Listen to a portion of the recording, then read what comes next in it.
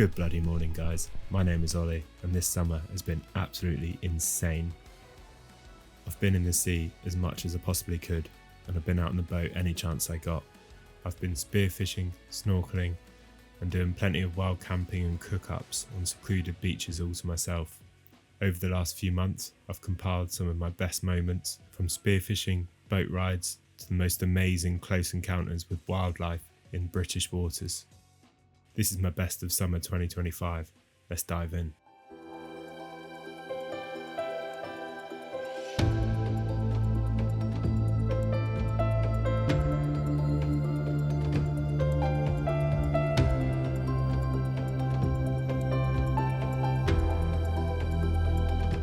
This day had some of the glassiest waters, the most perfect conditions for a run around on the boat. The visibility was upwards of 8 to 10 metres, and there was plenty of life around.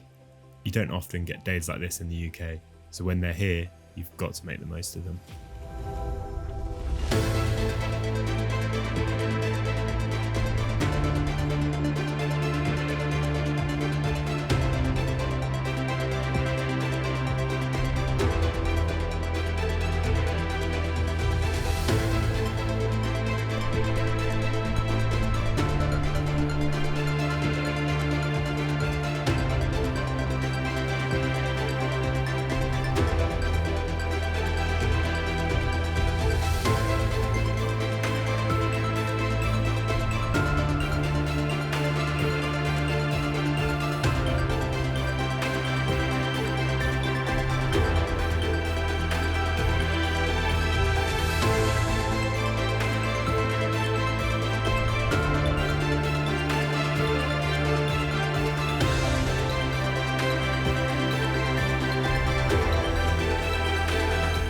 Okay, the boat journey was great, but this is what we really came for.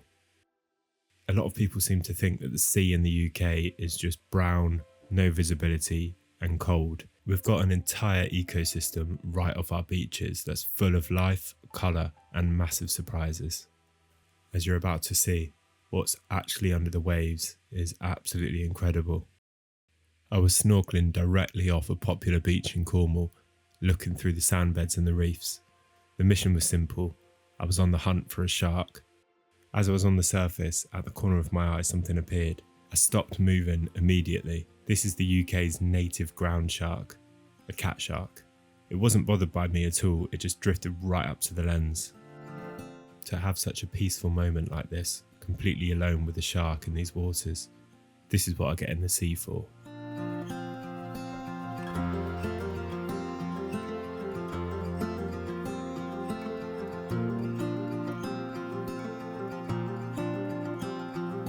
There are thousands of species of jellyfish in the world, but only a few are commonly spotted in UK waters.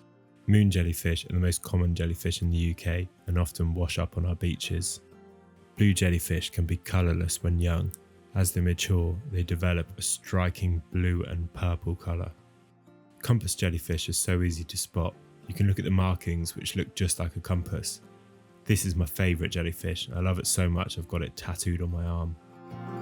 Although not strictly a jellyfish, this is a comb jelly. I was really working the reef here. When you're looking for things like big crabs or lobsters, you have to slow down and stare at every single detail. And then, if you look long enough, the reef looks back. Can you see it? That is a common octopus, perfectly camouflaged. They're arguably the smartest creature in the sea. I was completely captivated by this. As I got closer, it decided it was done with hiding. Being able to interact with wild animals this intelligent is the true reward of exploring the UK coast.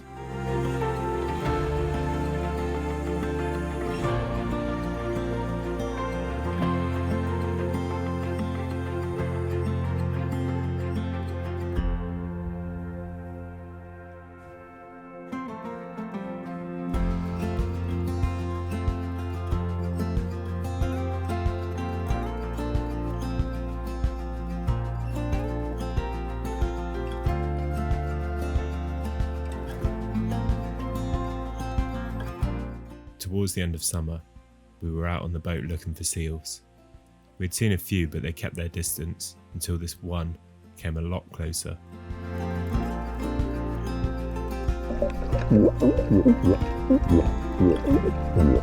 This huge, beautiful grey seal came right over to investigate.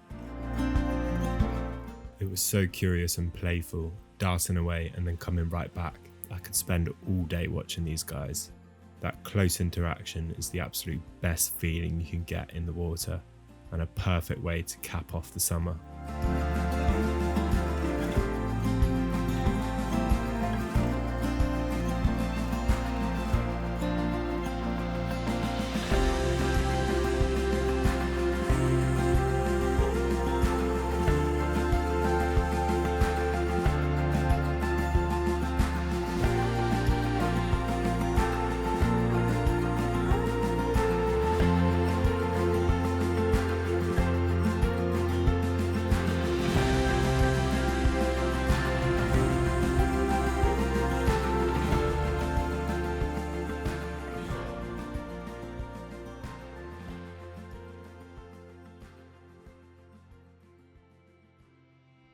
The true challenge in spearfishing isn't just diving deep, it's being selective.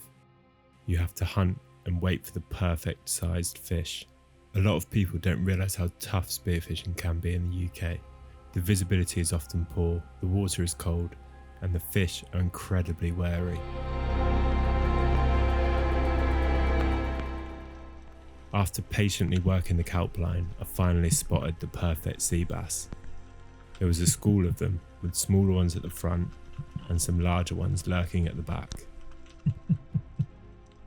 One breath, one shot, nothing wasted.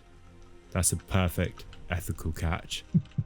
Nothing is more sustainable than a direct, selective shot.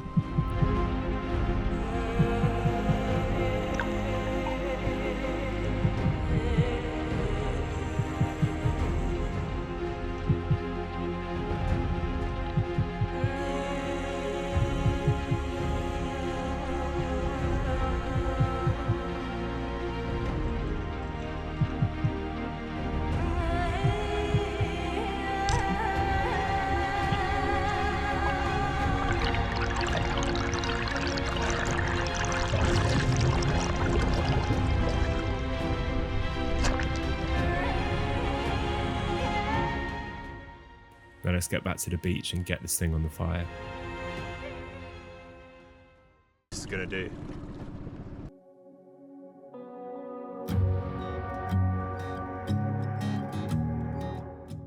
There's nothing quite like fresh sea bass straight out of the sea and onto your plate.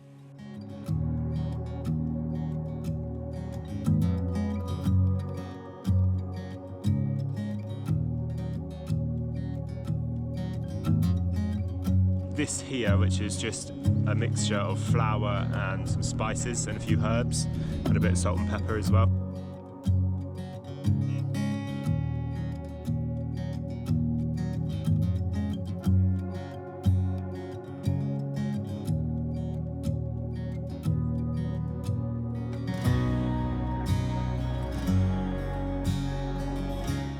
After hours in the water, it's time to set up camp.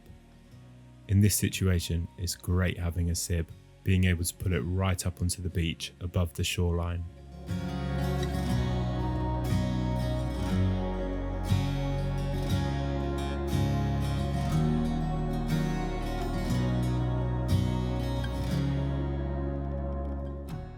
No phones, no traffic, just the sound of the sea.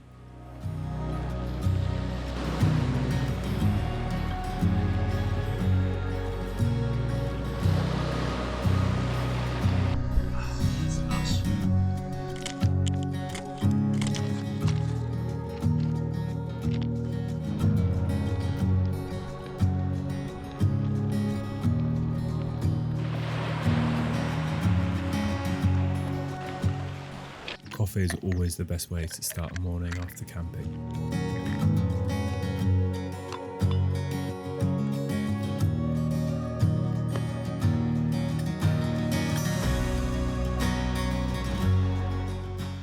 A lot of these trips wouldn't happen without this workhorse.